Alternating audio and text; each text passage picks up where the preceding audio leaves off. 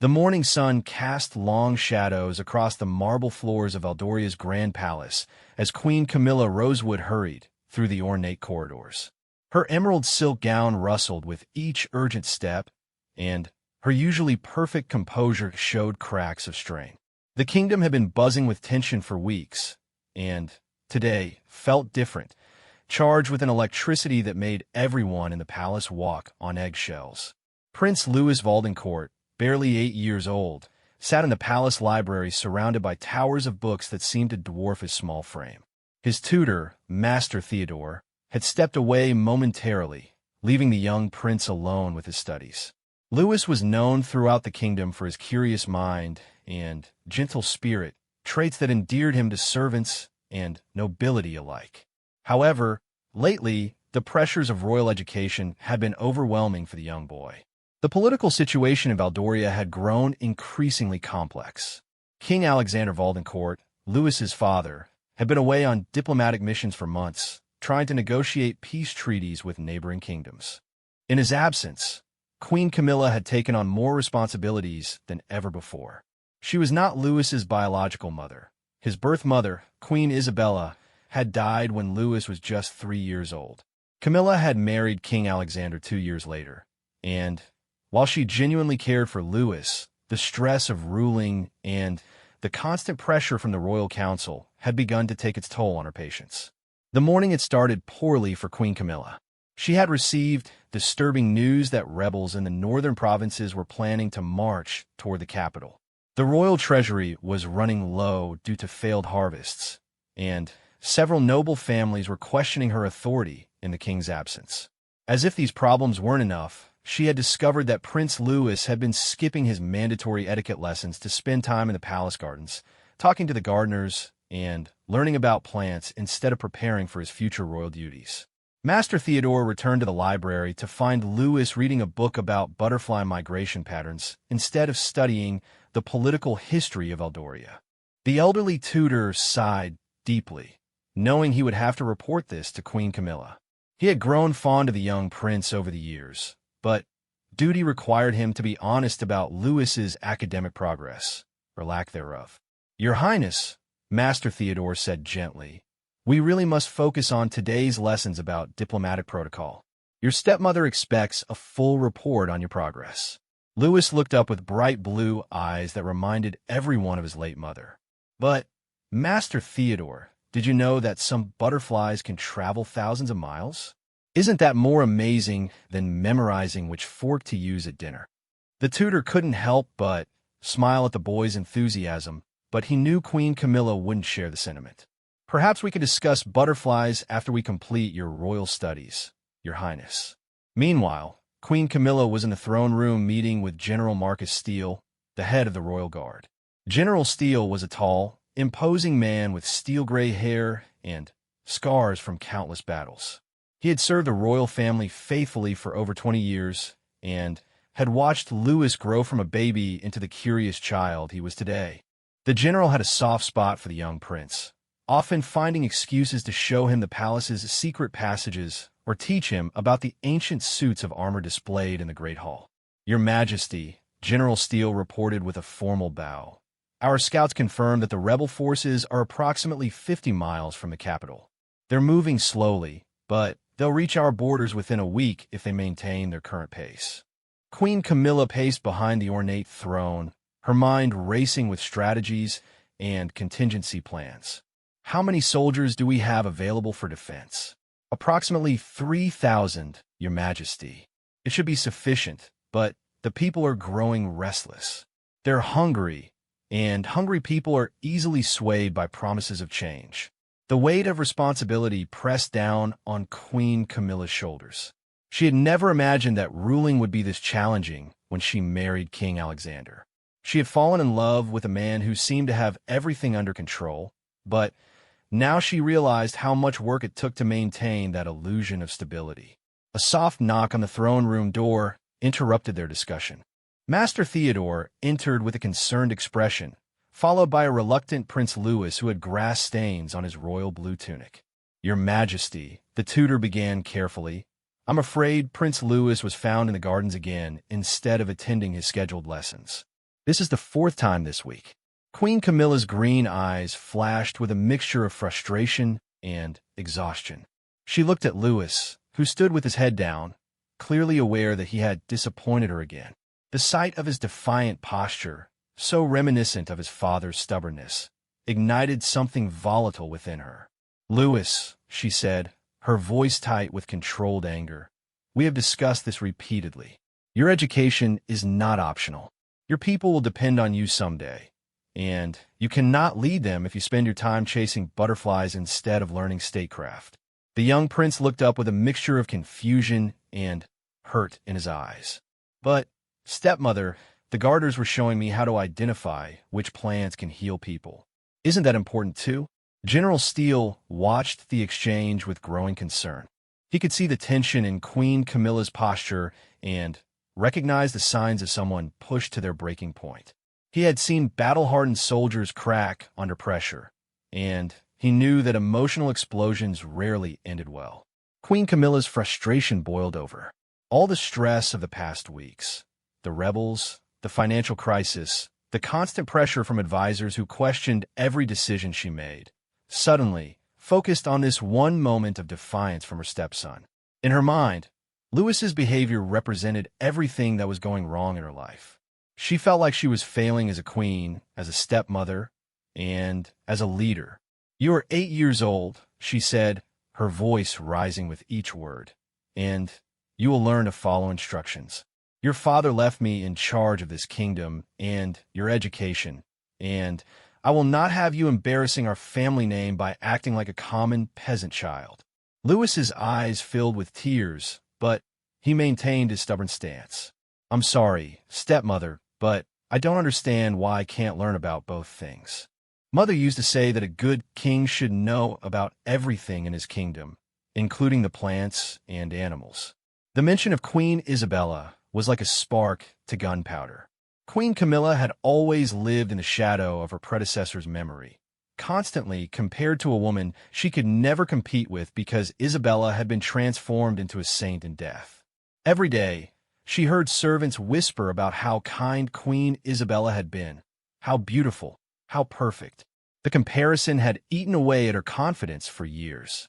"Your mother," Queen Camilla said with venom in her voice, "is dead, Louis. And her ideas about ruling are part of the reason this kingdom is in chaos.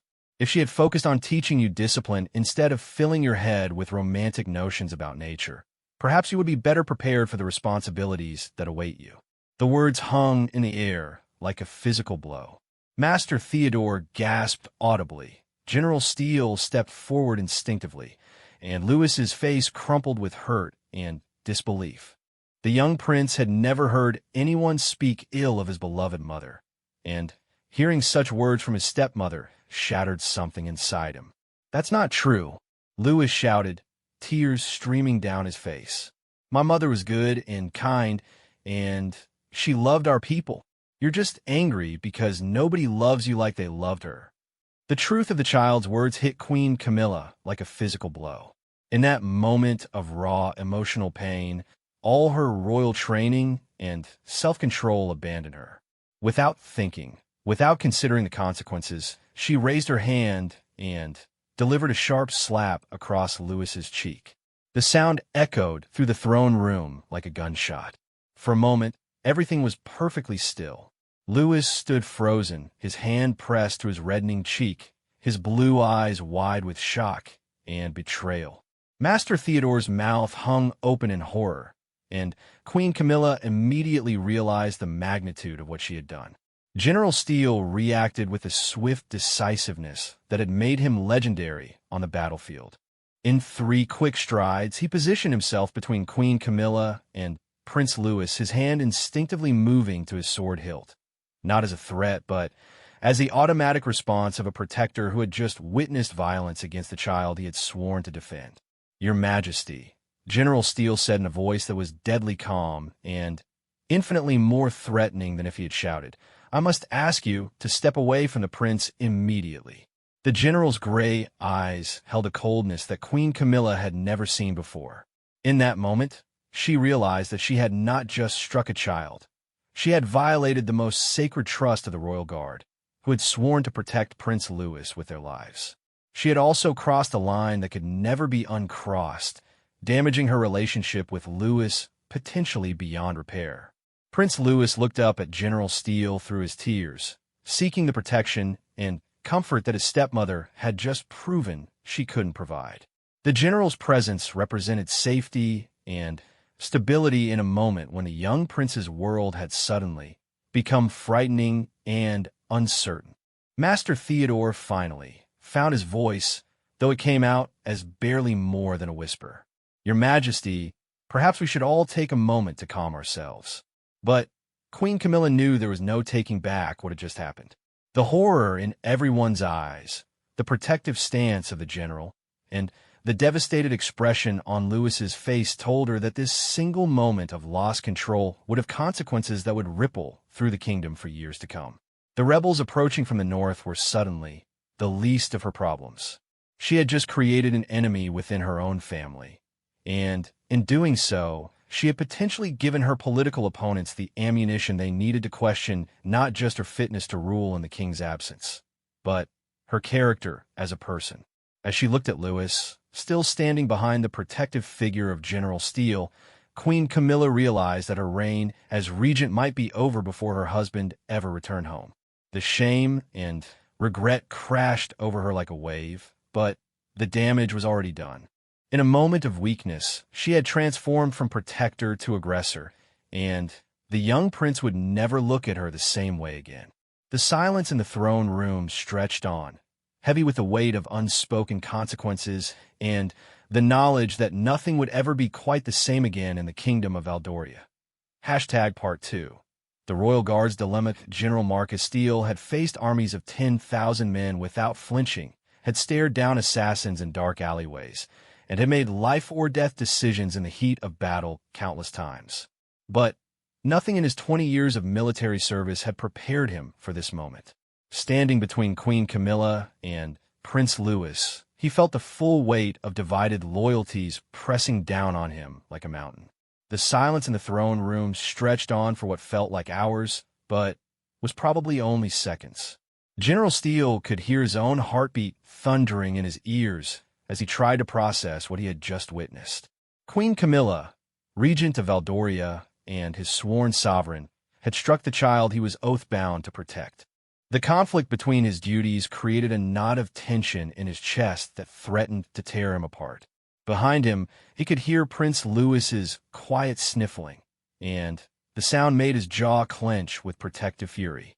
The boy reminded him so much of his own son, who had died in the plague that swept through the kingdom 5 years ago. Ever since then, General Steele had channeled his paternal instincts into watching over Louis, seeing the child as both his duty and his redemption. Queen Camilla seemed to suddenly realize the magnitude of her actions.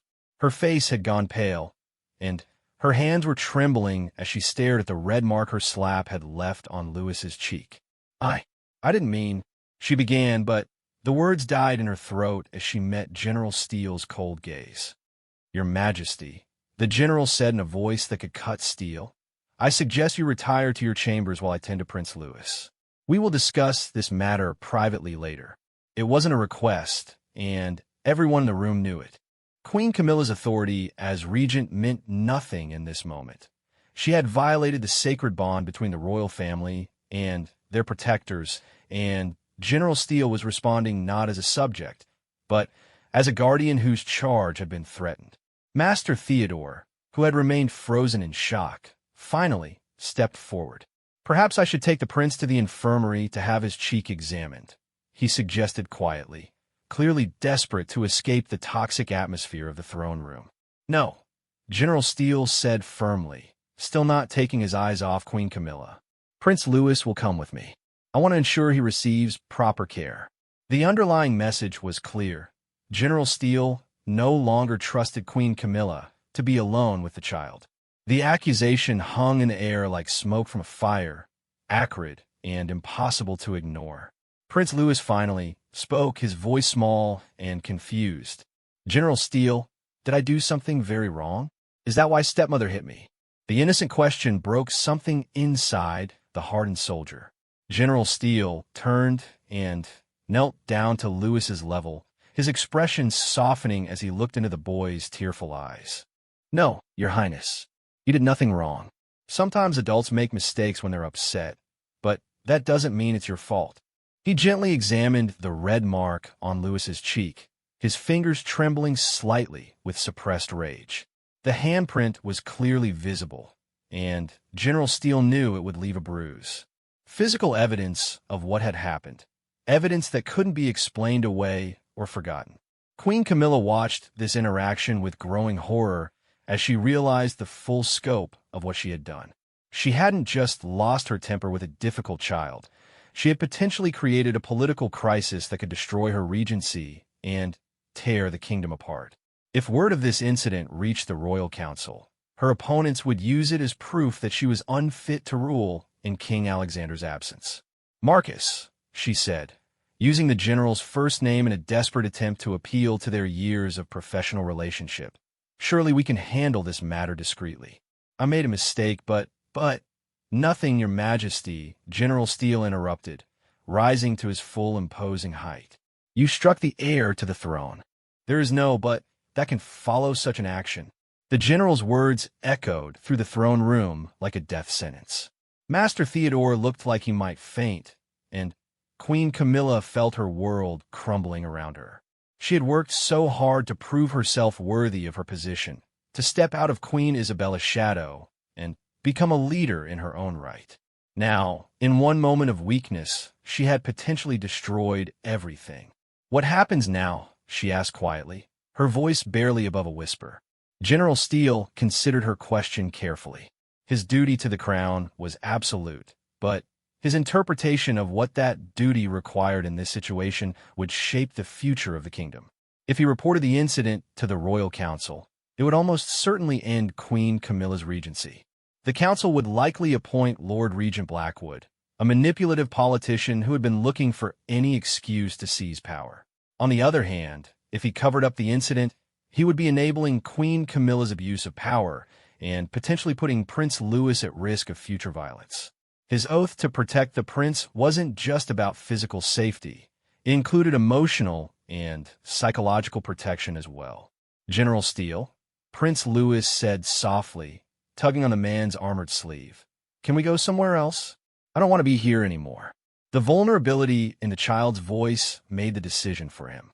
Whatever political consequences might follow, his first priority had to be Louis's well-being. "Of course, Your Highness. We'll go to my quarters where you can rest and have some tea."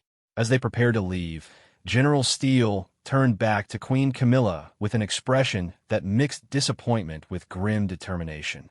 "Your Majesty, I will be reporting this incident to Captain Williams and Lieutenant Patterson. They have a right to know that the safety protocols around Prince Louis may need to be adjusted." The implication was clear. From now on, Queen Camilla would not be allowed unsupervised access to her stepson. The revelation hit her like another slap, this one to her pride and maternal instincts. She might not have given birth to Louis, but she had tried to love him as her own. Now she was being treated like a potential threat to his safety. "You don't understand the pressure I'm under," she said desperately. "The rebels, the council, the constant comparisons to Isabella. I'm drowning in responsibilities, and everyone expects me to be perfect." General Steele paused at the threshold of the throne room, his expression softening slightly. "I do understand, Your Majesty, but being under pressure doesn't excuse hurting a child, especially not this child, who has already lost so much." After they left, Queen Camilla collapsed into the ornate throne that suddenly felt more like a prison than a seat of power. Master Theodore remained, unsure whether he should leave or stay, his loyalty torn between his sovereign and his young student. "What am I going to do, Theodore?" Queen Camilla asked, her royal composure finally cracking completely. Tears began to flow down her cheeks, smearing her carefully applied makeup. "How can I face Alexander when he returns? How can I look at Louis every day knowing what I've done?" Master Theodore, despite his shock and disappointment, felt a pang of sympathy for the woman who had tried so hard to fill an impossible role. "Perhaps, Your Majesty, this could be an opportunity for healing." If you truly regret your actions, there might be a way to make amends. But Queen Camilla wasn't sure that forgiveness was possible. The look of betrayal in Louis's eyes would haunt her forever, and she knew that General Steele's protective fury was just the beginning of the consequences she would face. Meanwhile, in General Steele's private quarters, Prince Louis sat in a large leather chair that dwarfed his small frame, holding a cup of warm tea with both hands. The general had applied a cold compress to the boy's cheek and had given him some of his favorite honey cakes, but Louis seemed more emotionally shaken than physically hurt. "General Steele," Louis asked quietly, "do you think Father will be angry with me when he comes home and finds out what happened?" The question revealed the child's confusion about fault and blame, a common response in children who have been struck by adults they trust. General Steele knelt beside the chair and chose his words carefully. "Your father will not be angry with you, Your Highness. You are a child, and children are meant to be protected, not hurt. What happened today was not your fault, and I want you to remember that always." Louis nodded solemnly, but General Steele could see that the boy was still processing the trauma of being struck by someone he had tried to love as a mother. The psychological damage might take years to heal, if it ever fully healed at all. A knock on the door interrupted their conversation. Captain Williams, General Steele's second-in-command, entered with a concerned expression. He was a younger man with sharp green eyes and a reputation for absolute loyalty to the crown. "General, I heard there was an incident involving Prince Louis. Is the boy injured?" Captain Williams's gaze immediately went to the red mark on Louis's cheek, and his jaw tightened with anger. "Prince Louis is physically fine," General Steele replied carefully, "but there's been a serious breach of protocol that we need to discuss. Can you have Lieutenant Patterson meet us in the strategy room in 1 hour?" Captain Williams nodded grimly. As the senior members of the Royal Guard, they would need to decide how to handle this crisis without destroying the kingdom's stability. The wrong decision could lead to civil war, but ignoring the incident could normalize violence against the royal family. As the adults discussed the implications of the afternoon's events, Prince Louis finished his tea and stared out the window at the gardens where he had been so happy just hours before. He couldn't understand how his simple desire to learn about plants and butterflies had led to such anger and violence. The world of adults seemed impossibly complicated and frightening. For the first time in his young life, Prince Louis began to understand that being royal didn't mean being safe. If his own stepmother could hurt him in a moment of anger, what did that mean for his future? How could he trust anyone if the person supposed to protect and guide him could become his attacker? These questions would plant seeds of doubt and caution that would shape Louis's character for years to come. General Steele, watching the boy's thoughtful expression, realized that they weren't just dealing with the immediate crisis of what Queen Camilla had done. They were also dealing with the long-term consequences of a future king who had learned too early that power could be used to hurt those who couldn't defend themselves. The afternoon sun was beginning to set over Valdoria, casting long shadows through the palace windows. In the growing darkness, the kingdom's future seemed more uncertain than ever, balanced precariously between the need for justice and the necessity of stability. General Steele knew that the decisions made in the next few hours would echo through history, determining not just the fate of Queen Camilla and Prince Louis, but the very soul of Valdoria itself. Part 3.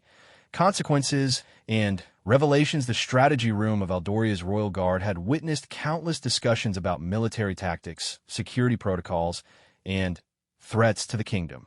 But as General Steele, Captain Williams, and Lieutenant Patterson gathered around the ancient oak table that evening, they faced a crisis unlike any they had encountered before.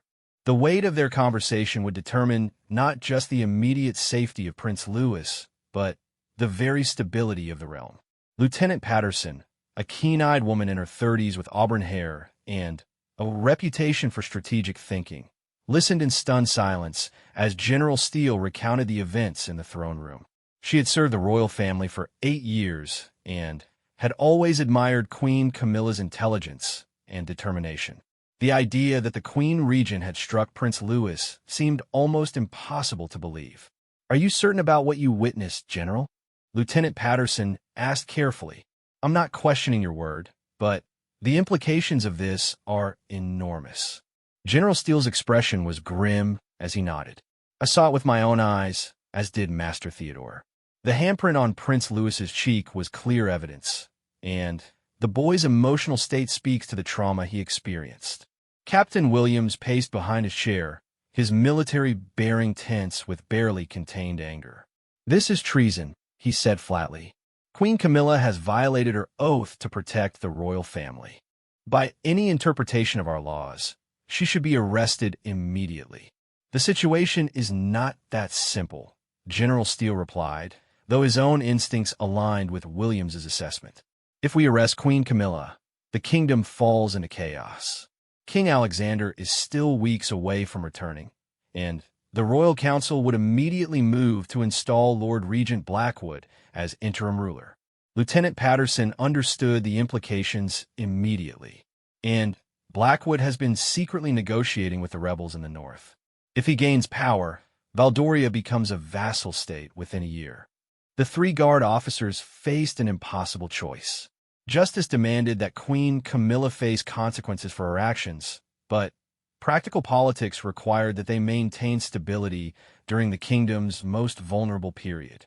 Meanwhile, their oath to protect Prince Louis created additional complications. They couldn't simply ignore what had happened and hope it wouldn't occur again. "What does Prince Louis want?" Lieutenant Patterson asked quietly. "Has anyone actually asked him how he wishes this to be handled?" General Steele considered the question carefully. In the aftermath of the incident, everyone had been focused on damage control and political implications. But Louis was not just a victim. He was also the heir to the throne and had a right to be heard in matters affecting his own well-being. "The prince is young, but he's remarkably mature for his age," General Steele said slowly. "Perhaps it's time we treated him as more than just a child to be protected.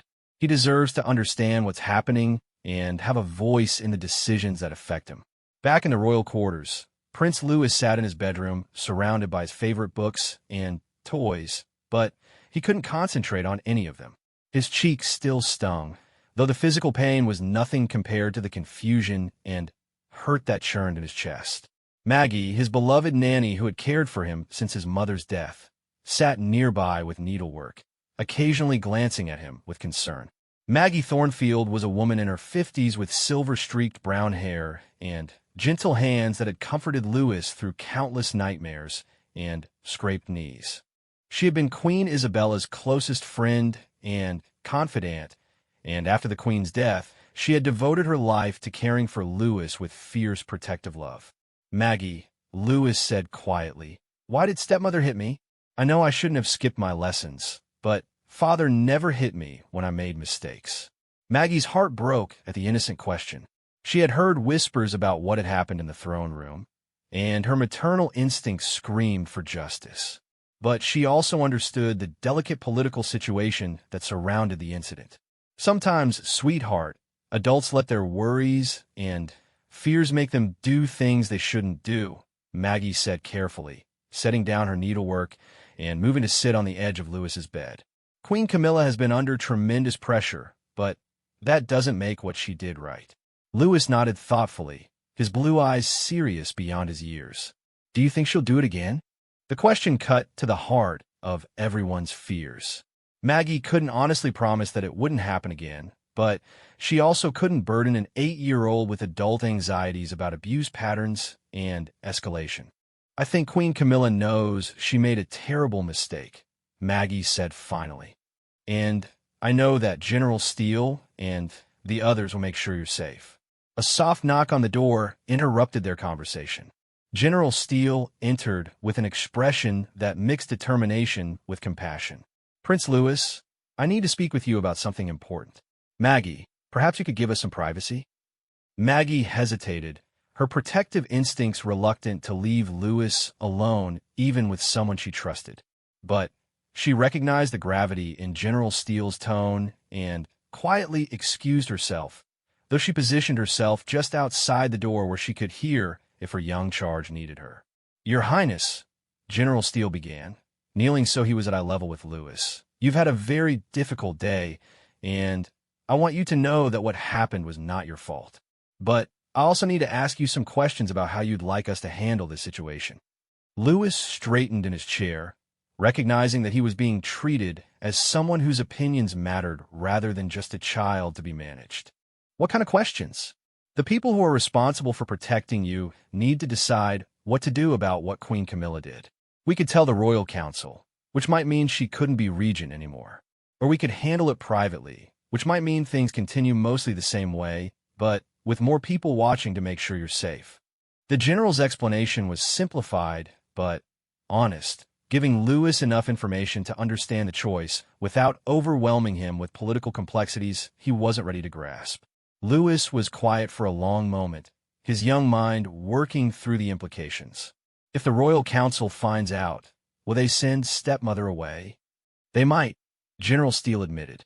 "But if they do, someone else would have to rule until your father returns, and that person might not have Aldoria's best interests at heart.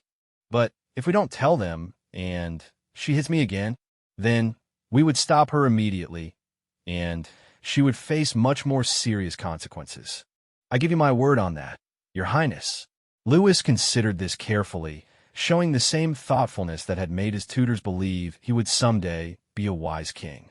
"I don't want the kingdom to be hurt because of me," he said finally. "But I also don't want to be scared all the time." General Steele felt a surge of pride at the boy's maturity and concern for his people, even in the midst of his own trauma. "What if we found a way to make sure you're never alone with Queen Camilla again? And what if she had to apologize to you properly and promise never to hurt you again? You think she would really promise that?" "I think she regrets what she did very much, and I think she would do almost anything to make it right."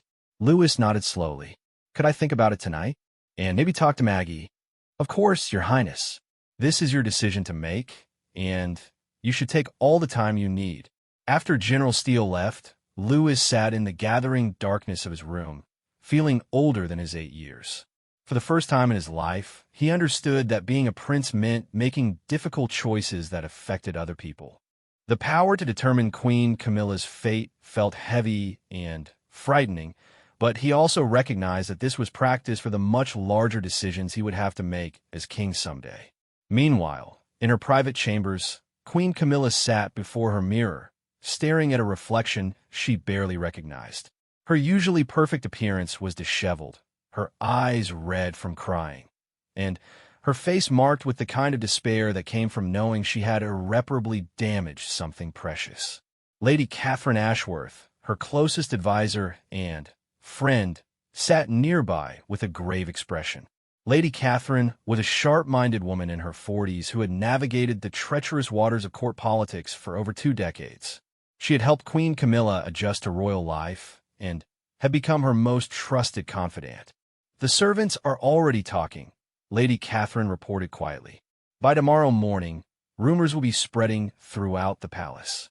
By the end of the week, the story will have reached the noble houses, probably with significant embellishments."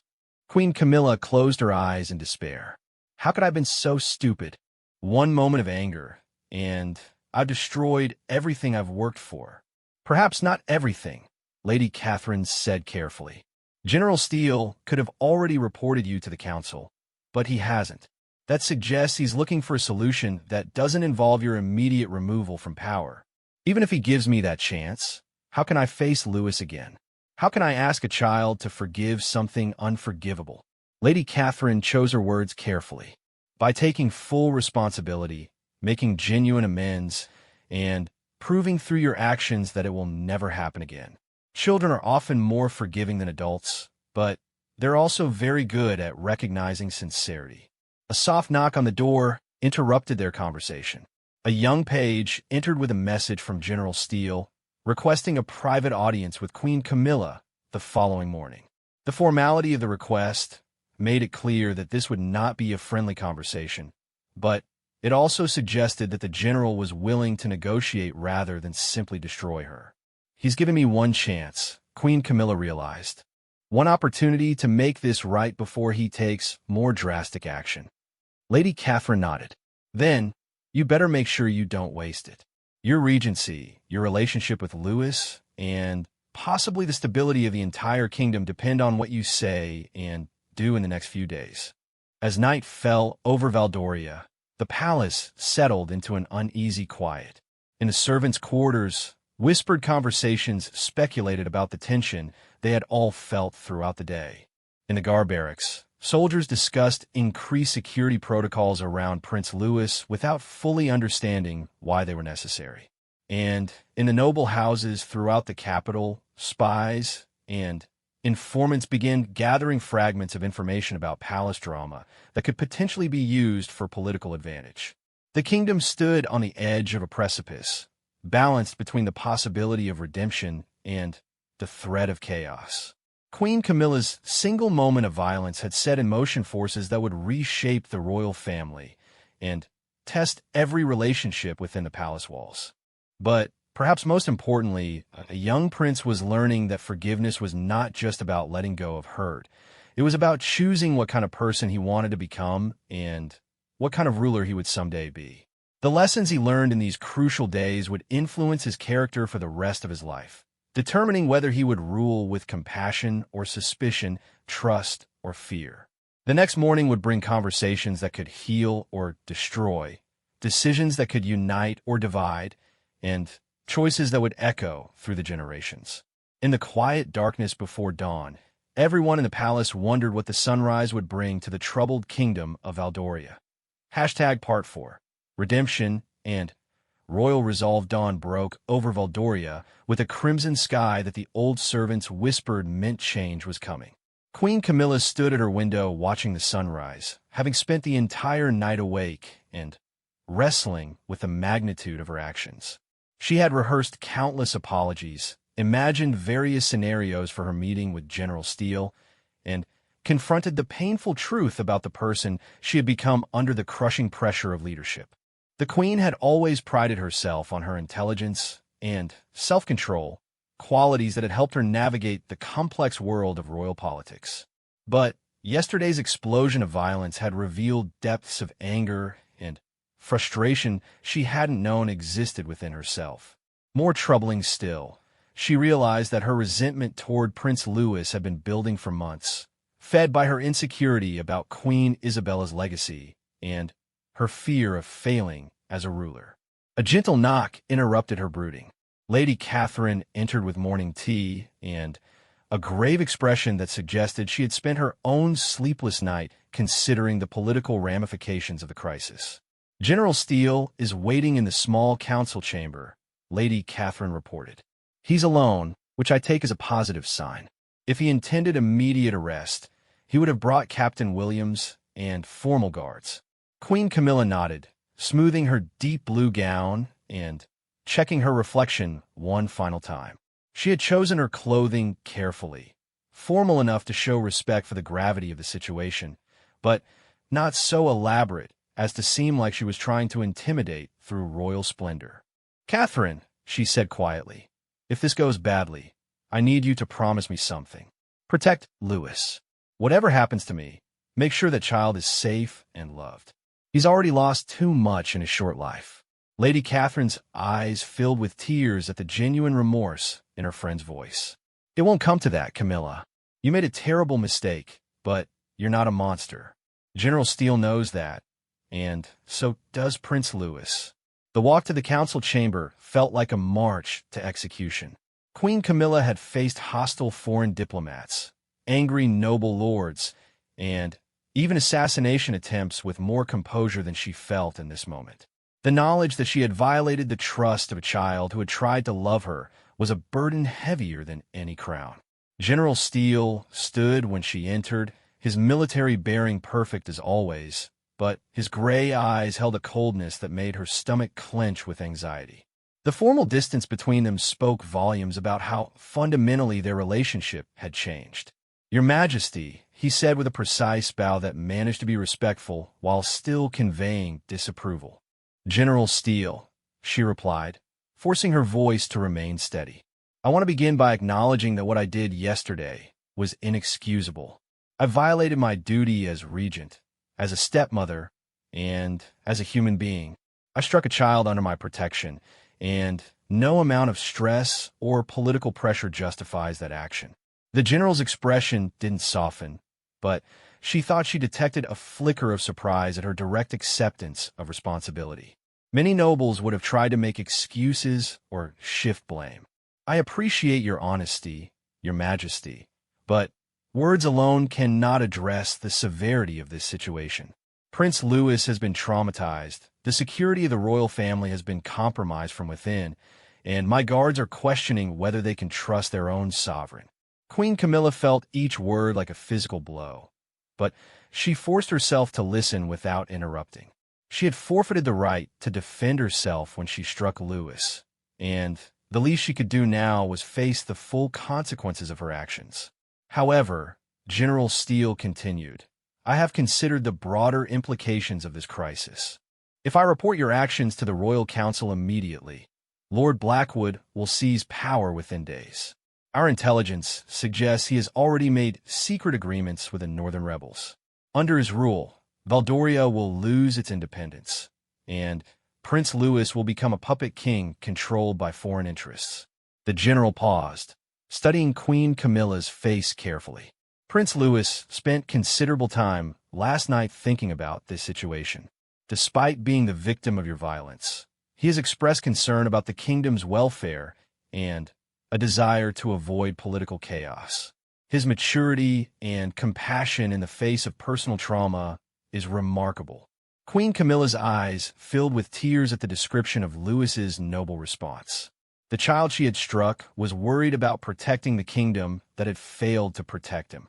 The irony was devastating and humbling. What does Louis want? She asked quietly. He wants assurance that he will never be hurt again, but he also doesn't want his trauma to be used as an excuse for political upheaval. He's willing to consider forgiveness if certain conditions are met. General Steele moved to the window, looking out at the palace gardens where Louis had been playing just yesterday when the world was simpler. The conditions are these. You will never be alone with Prince Louis again without at least 2 witnesses present. You will undergo counseling with Master Aldrich, the kingdom's wisest counselor, to address the anger and pressure that led to your violent outburst. You will make a formal, genuine apology to Prince Louis, acknowledging the harm you caused and promising it will never happen again. And most importantly, you will prove through your actions over the coming months that you are worthy of the trust you violated. Queen Camilla absorbed these terms, recognizing them as both just and merciful. The conditions would be humiliating and would fundamentally change her relationship with her stepson, but they offered a path toward redemption rather than destruction. I accept those terms completely, she said without hesitation. When would Prince Louis like to receive my apology? This afternoon, in the presence of Maggie, Master Theodore, and myself. He wants witnesses so that he feels safe and so that your promises are recorded by people he trusts. The rest of the morning passed in a blur of preparation and nervous anticipation. Queen Camilla met with Master Aldrich, an elderly scholar whose wisdom was legendary throughout the kingdom. His penetrating questions forced her to confront uncomfortable truths about her motivations, her insecurities, and the toxic resentment she had harbored toward both Prince Louis and Queen Isabella's memory. Your Majesty, Master Aldrich said gently but firmly, leadership is not about being perfect. It's about being accountable. Yesterday, you showed that you are human and fallible. Today, you have the opportunity to show what you choose to do with that knowledge. Meanwhile, Prince Louis spent his morning in the library with Maggie, who helped him understand what an apology meant and what he had the right to expect from Queen Camilla. The nanny's protective instincts warred with her understanding of political necessity, but she was determined to ensure that Louis felt empowered rather than pressured to forgive. Remember, sweetheart, Maggie said as she braided wildflowers into a small crown for him. Forgiveness is a gift you give when you're ready, not something anyone could demand from you. If Queen Camilla's apology doesn't feel real to you, you have every right to say so. Louis nodded solemnly, his fingers absently touching the faint bruise on his cheek that remained as evidence of yesterday's trauma. Maggie, if I forgive her, does that mean I have to forget what happened? No, darling. Forgiveness means you're choosing not to let anger and hurt control your heart, but remembering what happened helps you stay safe and make good choices in the future. When the appointed time arrived, the small group gathered in Prince Louis's favorite reading room, a cozy space filled with comfortable chairs and afternoon sunlight. Queen Camilla entered last, her usual regal bearing replaced by genuine humility that was obvious to everyone present. She approached Prince Louis's chair slowly, her hands trembling slightly as she knelt before the young boy who held her political fate in his small hands. The symbolism was not lost on anyone in the room. The regent of Eldoria was literally bowing before the child she had wronged. Prince Louis, she began, her voice thick with emotion, I have come to apologize for the terrible thing I did to you yesterday. I hit you, and that was wrong. It was wrong because you were a child and should never be hurt by adults who are supposed to protect you. It was wrong because you had done nothing to deserve such treatment. And it was wrong because I allowed my fears and frustrations to turn me into someone cruel, when I should have been patient and loving. Louis listened intently, his blue eyes serious as he evaluated the sincerity of her words. Queen Camilla continued, her apology growing more specific and personal. I was angry about many things that had nothing to do with you. The rebels, the council, the pressure of ruling, and my own insecurities about being compared to your mother. But instead of dealing with those feelings properly, I let them poison my heart until I saw you as a problem to be solved rather than a precious child to be cherished. That was my failure, not yours. The Queen's voice broke slightly as she continued. Your mother, Queen Isabella, was indeed a wonderful person, and you are right to love her memory. I was jealous of that love because I wanted so desperately to be worthy of it myself. But I realize now that love isn't something you can demand or steal. It's something you earn through kindness, patience, and respect. Prince Louis had been fidgeting with a toy horse during the first part of the apology, but now he set it aside and gave Queen Camilla his full attention. She was saying things that no adult had ever said to him before, admitting mistakes, acknowledging his feelings, and treating him like a person whose emotions mattered. I cannot undo what I did, Queen Camilla said, her tears flowing freely now, but I can promise you this. I will never, ever hurt you again. I will work with Master Aldrich to become a better person and a better ruler. I will respect the boundaries that General Steele and the others set to keep you safe. And I will try every day to prove that I am worthy of the second chance you are considering giving me. The room was silent for a long moment as Louis processed everything he had heard. Finally, he spoke in his clear, young voice. Do you really promise never to hit me again? I promise on my honor as Queen of Valdoria, on my love for your father, and on the memory of your mother that I will never raise my hand to you in anger. Louis considered this for another moment, then asked, and if you get really angry about something, what will you do instead? The question showed remarkable emotional intelligence for an 8-year-old, and Queen Camilla realized that her stepson was helping her think through practical strategies for managing her temper. I will leave the room until I calm down, or I will ask Master Aldrich to help me, or I will talk to Lady Catherine about what's bothering me. I will never again let my anger hurt someone innocent. Prince Louis looked around the room at the adults who were watching this exchange with careful attention. General Steele gave him an encouraging nod, Maggie smiled warmly, and Master Theodore looked proud of his young student's thoughtfulness. I think, Louis said slowly, that everyone makes mistakes sometimes, even kings and queens. But what matters is whether they try to fix their mistakes and do better next time. He stood up from his chair and approached Queen Camilla, who was still kneeling on the floor. To everyone's surprise, he reached out and gently touched her cheek, a mirror of the gesture she had used to hurt him, but transformed into one of comfort and grace. I forgive you, stepmother, but I hope you remember this feeling so you never want to make anyone else feel the way you made me feel. Queen Camilla's composure finally broke completely, and she wept with a mixture of relief, gratitude, and profound shame. But Prince Louis didn't step away. Instead, he awkwardly patted her shoulder in the way children do when they're trying to comfort adults they don't quite understand. "Thank you," she whispered. "Thank you for your forgiveness. And thank you for being wiser and kinder than I was." In the weeks that followed, the kingdom of Aldoria began to heal from the crisis that had threatened to tear it apart. Queen Camilla kept her promises faithfully, working with Master Aldrich to address her anger and insecurity while governing with new humility and self-awareness. The threat from the northern rebels was eventually neutralized through negotiations rather than violence, and King Alexander returned to find his kingdom more stable than when he had left. Most importantly, the relationship between Queen Camilla and Prince Louis slowly rebuilt itself on a foundation of honesty rather than obligation. She learned to appreciate his curiosity and gentleness, while he discovered that people could change and grow from their mistakes. The slap that had threatened to destroy them both ultimately became the catalyst for deeper understanding and genuine affection. Years later, when Prince Louis ascended to the throne as King Louis the Compassionate, historians would note that his legendary ability to forgive his enemies and unite opposing factions could be traced back to a difficult afternoon when an 8-year-old boy chose mercy over revenge and taught an entire kingdom that healing was always possible when people were brave enough to admit their wrongs and work to make them right.